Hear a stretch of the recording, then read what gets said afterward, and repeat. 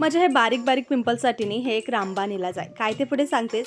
पण आईला शेताला जायचं इतकं गडबड होतं की तिने एक भाकरीचं पीठ ठेवून गेलती, म्हणून ते करून घेतले. आणि आजी म्हणाली की ज्यांनी भाकरी केलात नाही त्यांनीच तवा काढायचा. आता आपली आजी काहीतरी सांगितले म्हणजे ना ते आपल्या चांगल्यासाठीच असणार, म्हणून एक्सेप्ट करायचा.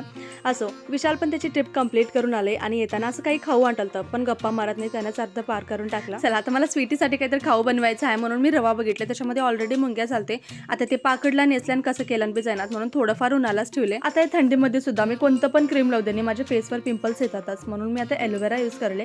कारण ह्याचा रिझल्ट नाही मला आधीपासूनच माहिती आहे, माझे पहिले पण यूज केलं, त्याचा छान रिझल्ट बघायला भेटलाय. पण आता तुम्ही पण एक्साइटेड झालात का विशाल सारखंच आत्ताच रिझल्ट बघायला? तर नाही, 1 महिना रेग्युलर आपल्या फेसवर अप्लाय केल्याने नक्कीच त्याच्यामध्ये बदल बघायला भेटेल. पण आता हे रव्याला बघून मला वाटलं की चला त्याचं शिराच बनवायचं, ते पण आपण सत्यनारायणच्या पूजाला जसं बनवतो आणि त्याच टाईपमध्ये. आता या शिऱ्यासाठी जे काय पदार्थ लागते ते सगळं मी तयार करून ठेवले आणि छानसं तूप घालून घेतले, पण त्याच्यामध्ये मी दूध घातले कारण दुधानं त्याचा टेस्ट आणि अलग होऊन जात होतं. चला आजचा ब्लॉग कसं वाटलं आणि व्हिडिओ आवडलास तर लाईक करा. भेटू पुढच्या ब्लॉगमध्ये. बाय.